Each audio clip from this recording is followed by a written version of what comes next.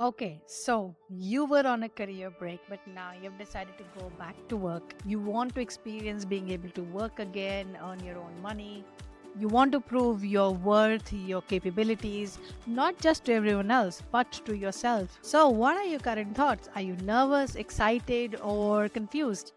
I'm going to be talking about four factors you need to consider if you are planning to return to work after a career break, especially after taking care of kids. It could be a small mat break or it could be a longer career break. Hi everyone, my name is Garima. I'm a working mom in tech, and in this channel, we talk about all things related to working moms. So let's get started. If you're planning to go back to work, the first thing that you need to consider and check on yourself is how much time you can commit to this work. Because you've had a plan scheduled already for a long time, this work setting will bring changes into your daily routine.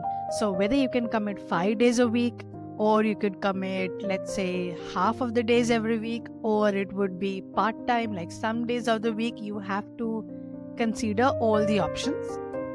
This exercise is particularly helpful to plan your days and weeks and months in advance, and you will be able to set correct expectations with your employer and your boss. This way, you can create more predictable schedules and avoid surprises on the way. You should consider all options, including if you want to go back to work on site or remote or flexible. Remember that after the pandemic, the employers are a little more considerate and there are multiple options around flexible work. Of course, it doesn't apply to every profession and industry, but if it does apply to yours, it's a good one to check. And if you're traveling, consider the traveling time as well because it will add up for the number of hours that you're away from home. Other factors to consider include proximity to home or childcare or school, or how much is going to be the traffic during the rush hour, whether you're going to pick up the kids on the way back home, is it on the same direction as your work or is it on the opposite direction? Will it add more time to your travel to work? How would your support system look like if you have to go out for emergencies? Do your employers expect you to work over weekends, or is it just a sheer amount of workload that you have to extend time on Saturday mornings or evenings or Sundays to catch up with the work? You need to consider all these options. It is a good idea to talk to your employer and your boss before starting to work because this will help you set correct expectations with them and you would avoid surprises on the way. This takes me to my next topic, which is around skills fit. When you've decided to go back to work, it's a good idea to do a skills fitting analysis. And by that, I mean, what all skills would you need to be able to go back to work and function properly? Even if you're returning to the same profession that you were before, just do a quick check if you have the skills that are required to be able to function properly or not. You might need to brush up your skills or you might need a training, how hard the interviews are going to be, how the CV should be updated. Do this little exercise to make sure that your current skills are matching with the profession that you want to choose. And if there is a gap, you take appropriate training to be able to fill the gap. It's also a good idea to research on the kind of people who work there. Remember that they are going to be your colleagues, so you'll be spending a lot of time with them. Are they the kind of people that you'd like to work with? Does this job help you align with your life goals or not? Remember that all these factors contribute to the motivation and passion you have towards your job. Every day you would be doing this activity, so you have to make sure that you're motivated enough.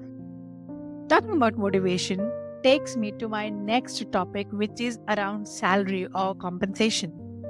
A super important factor for jobs is the money or the compensation that you get from it. The level of motivation that money brings depends from person to person, but it does remain an important part of the job that you do. So when you've decided to go back to work or when you've received an offer that and you're about to join, just do a little exercise on how much will be the taxes or the amount that you'll be spending on childcare. Remember to add expenses like your transportation expenses, lunch, coffee, or any outings with your colleagues. They will all add up and cost as expenses that you might not have earlier right now.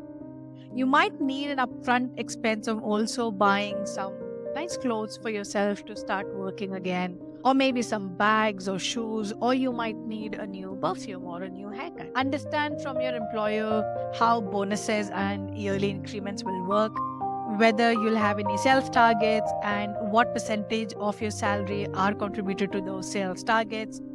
Just do a research on the current state of the company, whether the company is in loss or they are in profit, because remember that their performance is going to impact the bonuses that you get. This exercise is really important to know that you're making an informed decision and you know what you're signing up for. And the fourth factor, and a very important one, is company culture.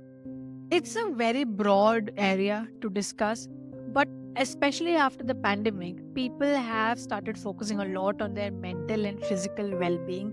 And even companies have taken some really important measures to make sure that people's mental health is taken care of and they feel inclusive and there is a sense of diversity in the organization. It is definitely your responsibility to do a check on how the company culture is, how accepting they will be, because remember the first few months that you'll join are going to be a little tough, will be a transition phase, and therefore you might have some ups and downs, and try to understand who would be your buddy or your go-to person so that you can share your experiences and problems with them to be able to function properly in the workplace. Understand how that onboarding process will be and the necessary support that you need to thrive and succeed in the job. And there are websites like Glassdoor and some others who tell you a little bit about the employee experience so far for those companies.